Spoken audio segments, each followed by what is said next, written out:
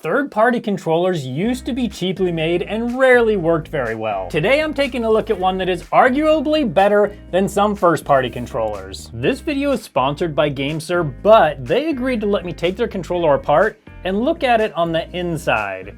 So let's get it out of the box and take a look at their latest Pro controller. GameSir is a gaming peripheral brand with over a decade of experience focused on controller innovation and product reliability. They're also an officially licensed third-party partner of Microsoft. One of the best things about the G7 Pro 8K PC controller is that it has an 8,000 Hertz polling rate over both wired and 2.4G wireless connections. Its end-to-end latency is as low as 0.5 milliseconds. Now, I've never used a GameSir controller, and I think I've only held one once or twice. I've got to say my first impressions of this controller are it feels really nice, really high quality. The first feature I want to talk about is one of my favorite things, and that is it's completely customizable.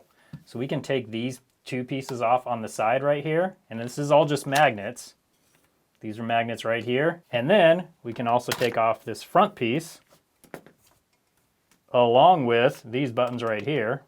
But this is amazing. Look at how clear that plastic is.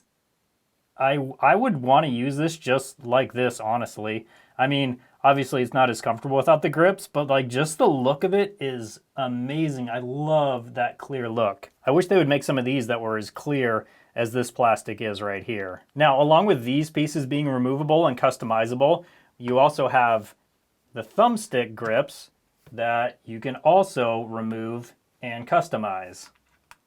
And then we have the D-pad, also customizable. These come with the controller, so we can take those off and put this one on.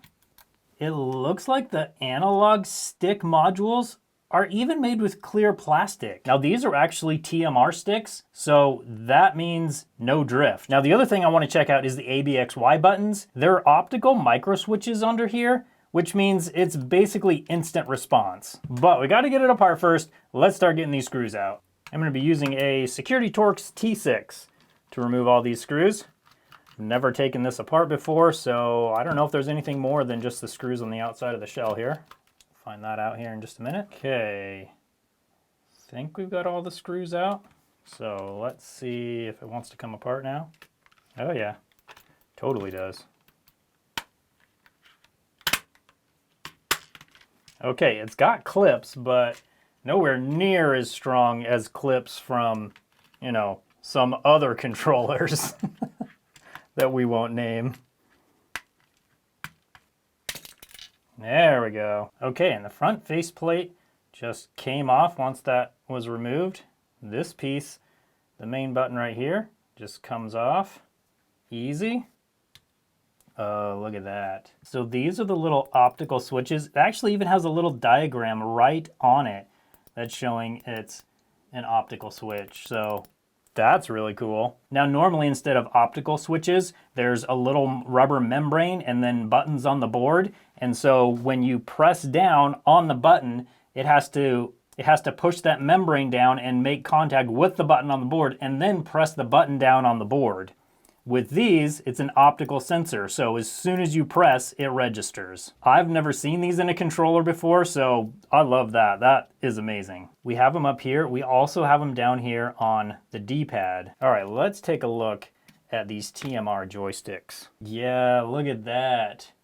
They're see-through. Now, these are special GameSir MagRes TMR sticks, so they have super smooth control and they won't drift because there's not actually a mechanical connection between the part that goes to the board and this part that you control with your fingers. So they're way more reliable and way more accurate than your typical analog sticks. I also noticed that the headphone jack is removable and replaceable separately from the board. I always love that when parts are modular. And also rumble motors. The rumble motors just plug in right here. They're not soldered to the board like some other controllers, so they're also easily replaceable. Let's get the board off so we can take a look underneath and also have a look at these triggers more in depth. All of those screws are the exact same size.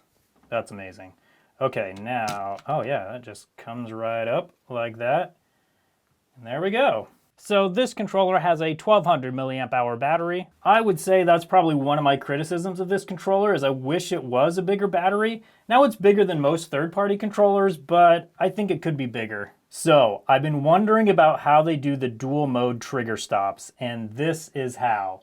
So right here we have a Hall effect sensor. So down here is the Hall effect sensor, and there's a little magnet right there. And right down here is the sensor. So when you push this in, that sensor senses the magnet and will register the button press. Now, if you'd rather do the optical sensor, which is right here, you just move this button here, and then this little piece touches that little green button and registers the press. That's really cool.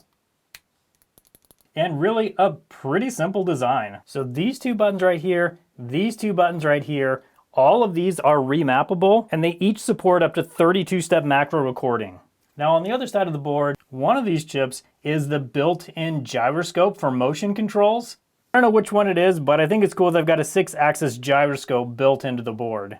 Now while we have this apart, I want to compare this to two other third-party controllers. I want to compare it to the FlyDigi Vader 5 Pro and the Ultimate 2 wireless controller by 8BitDo. Now these two controllers are both good quality and pretty good sellers for third-party controllers. So let's get these apart, have a look at the insides. They're using a very similar way of keeping this together as Xbox controllers do, which I'm not a fan of, so I automatically don't really like this part of it.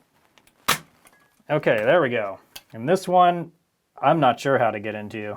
All right, looks like the top pops off of this one first. Oh, we got two screws. Don't do that to me. That's why that was so hard to get off. And then that comes off. And then we got more screws down here. All right, so I'm gonna get those screws off, these screws off, then we can see the insides. This is kind of cool on this one. It's got a little gear down here. Although, I don't know, with as much play as in here, I feel like that's not necessarily great. I guess this has a little guide for that, so I don't know, it might be fine. All right, I'm gonna get the screws out and then we'll come back once we can get to the boards. Okay, so we have some similar features here. And this, I guess it's clicking. It's just a weird way of doing it as this piece has to kind of like slide against that piece. And that's what makes the click. So, I mean, it's probably fine, but it's a little weird compared to the other one. This one has these two hidden screws, which is kind of annoying, but it's fine. And then we've got this ribbon cable that's got to come off. And then we are down to the inside. And here we can see a 1000 milliamp hour battery. And then how do we do it over here?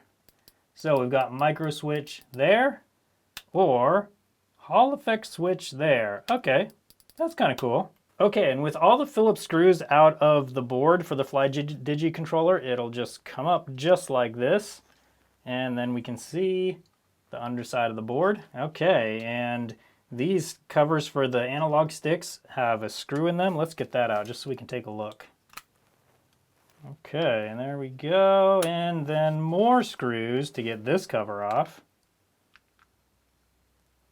Okay, there we go, there we go. This is interesting. This is the magnet right here, and right down here is the sensor. So this piece just goes right there, and that's the mechanism that senses where your character is. And then on this side, the other magnet is right there. So the analog stick on this is kind of actually built into the board, which is kind of cool, but then that also makes it like less repairable. I think overall this controller, I would be worried about repair on this because it's got a kind of like a lot of little moving parts like these gears. And then those gears match with these gears, and this is kind of a cheap piece of plastic, it feels like to me.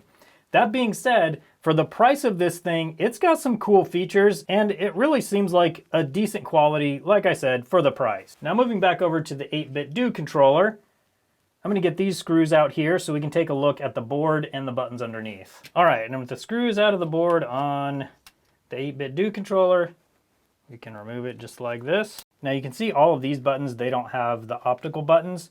It's just the regular membrane with the push buttons on them. Now the 8-bit do uses Hall Effect. The FlyDigi actually uses Hall Effect as well. I thought it used TMR, but it is Hall Effect on both of them. So the TMR joysticks on the GameSir are better joysticks than the ones on the FlyDigi or the 8-bit do. That being said, like I've said all along, these are still good quality controllers. I bought this 8-bit do for $59, the FlyDigi for $64, and the GameSir is $89.99. Now I've got to say, I'm very impressed with the build quality and features on this GameSir controller. As I said at the beginning, this video is sponsored by GameSir, but I wouldn't say all of this stuff if it wasn't true and if I didn't truly like the product. If you want to get one for yourself, I'll put a link in the description where you can do just that. Thank you to GameSir for actually letting me take apart their product in this video. If you've been watching many of my videos, you know most companies won't actually send me stuff because they're afraid I'm going to take them apart to show the insides. So props to GameSir, and thank you for watching.